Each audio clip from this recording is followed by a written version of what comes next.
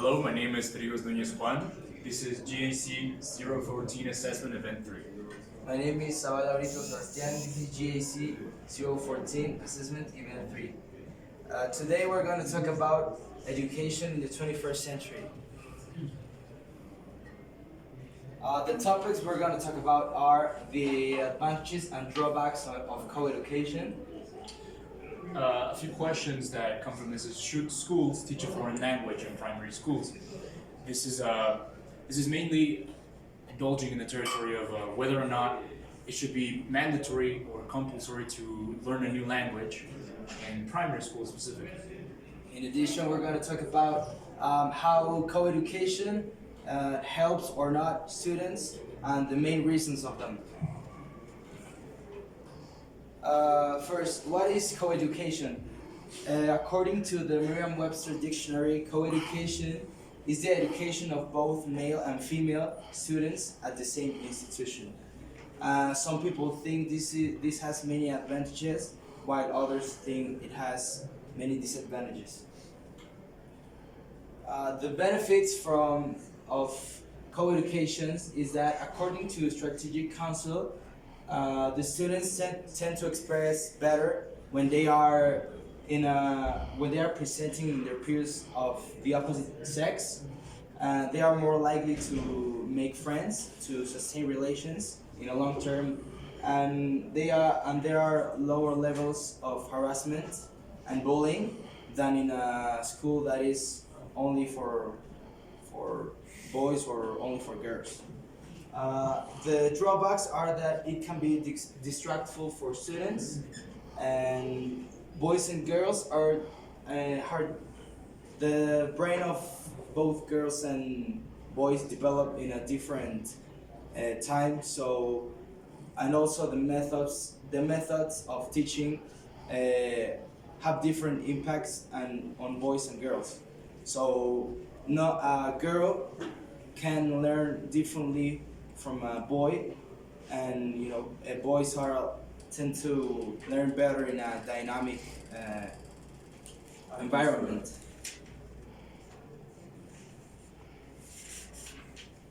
Well, the benefits are the diversity. Children will find easier to adapt in different environments when they grow up, due to the fact that they have relationships every day with peers from the opposite sex. Also, it teaches equality, and co-ed schools treat students equally, and there are not, special treatments for girls or for boys.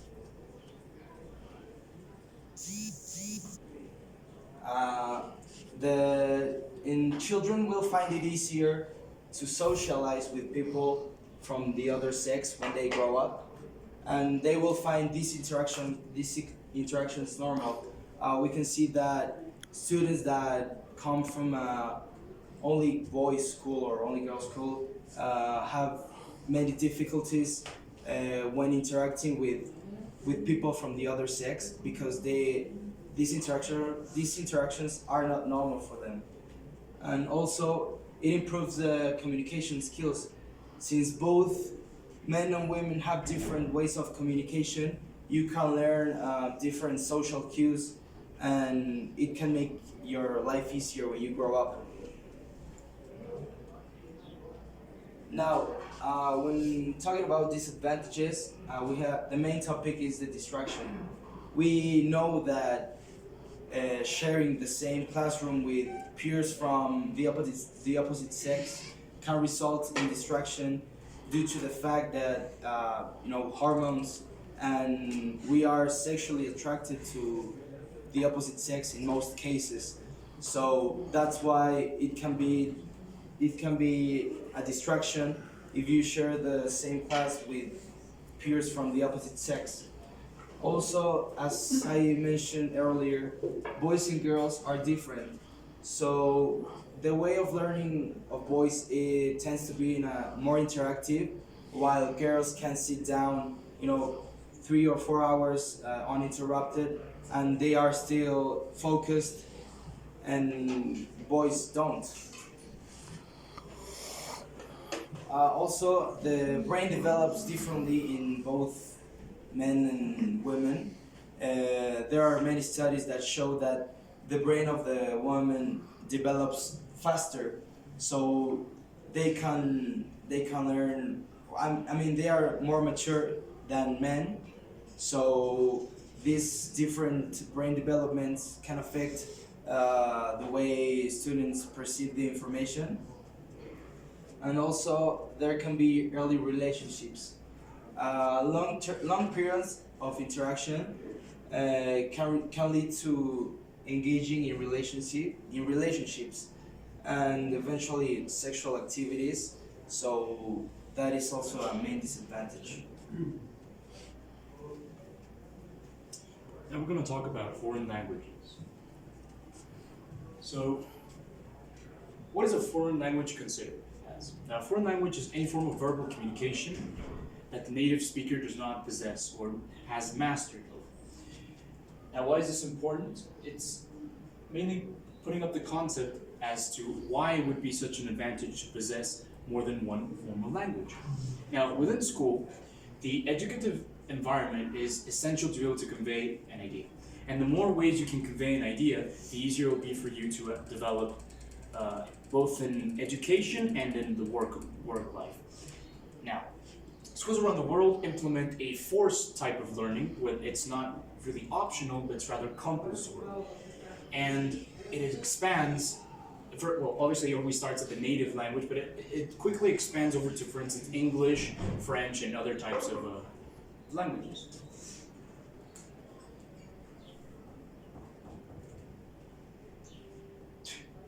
Skip 3 to 4.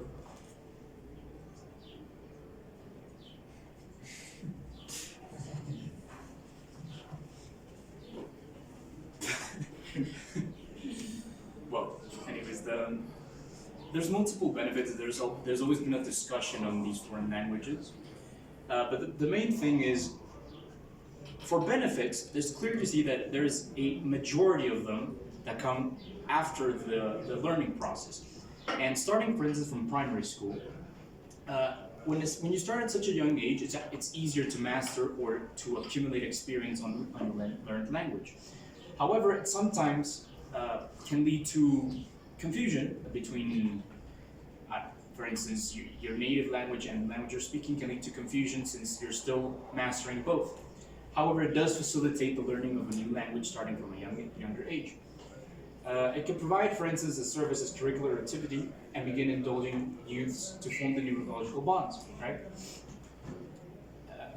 So a school will most likely provide this. It is on average, like 90% of schools implement this new system in which they educate you in a new language to facilitate the workload.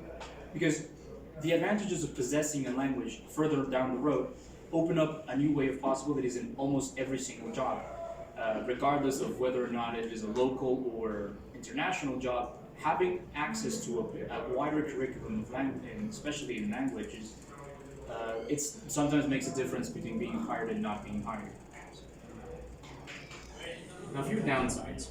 Well, a major downside is if the language that is being imposed on is utterly useless. For instance, they're making you learn a native tongue, but you're not really going to utilize that afterwards. It can lead to a lot of problems, especially in the learning process, because you won't find it as fruitful to endure it, right? And if it's at a young age and it's imparted, let's say, in a fluency manner, you can have very poor basis for this language, and if you ever try to pick it up later on, it'll be quite harder if you were taught incorrectly. On extremely rare occasions, the pick languages that you wish to learn, in a primary school, for instance, you wish to learn, let's say, Portuguese, and you would have to add the workload of wanting to learn that new language plus the language that's being enforced due to the system. So it sometimes can be counterproductive and produce someone that doesn't really enjoy that said language. But most of the time this isn't the case, and what rather happens is you end up having at least a basic dominion of the language, which can give you a lot of possibilities.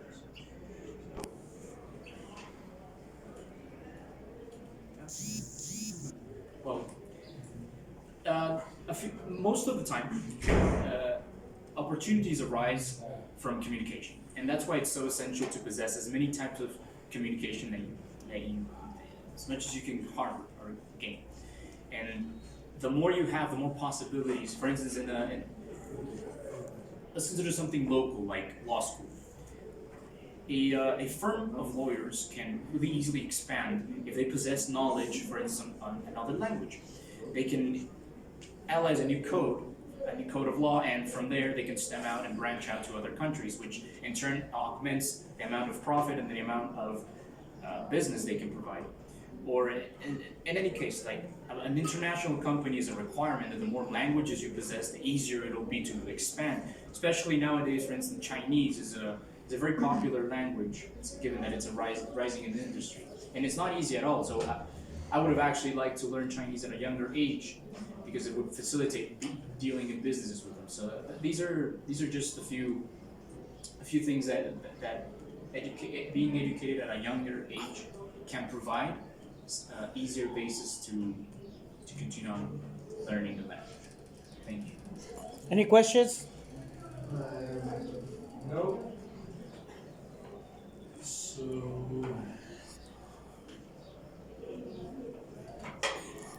you talked about useless languages. Which one would you consider to be a useless language? Well, rather than useless language, useless to the person. For instance, if you're planning, let's say, to live in Europe, and you learn, for instance, now a native tongue of Mexico, it's not really going to be useful for your work life, and since it's also very limited on the application that it can have. Okay, another question? So, do you have any argument against education with different sexes? Can you repeat your question? Do you have something against the education? Co-ed education. Co-education. Co-education. Well, no, I am actually in favor of education. Do you have something against? Yeah. No, I'm in favor. Yeah, and the reason why is because I think that being in an environment in which you can interact with both men and women can help you in your future life, because you will have better socialization skills, and you will be able to maintain relationships in a long term when you are older, rather than being educated in a school that's only for boys or for girls. Last question.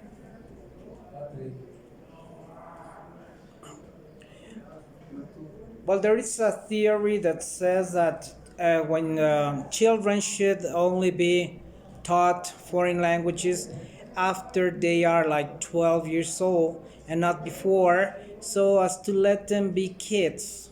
So what do you think about that? When is the ideal age for people to start learning languages? I actually agree with that theory. I believe that in primary school it's way too young of an age to begin learning something new, especially because the native tongue that you're speaking is still not thoroughly fundamented, and it can lead to some, let's say, immaturities in both languages if they're taught simultaneously. So I believe that starting from 12 years is quite a good age to begin learning a new language, even 2 or 3 languages.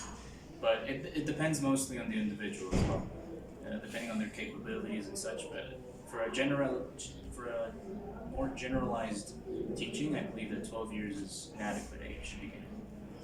Thank you very much. Bravo.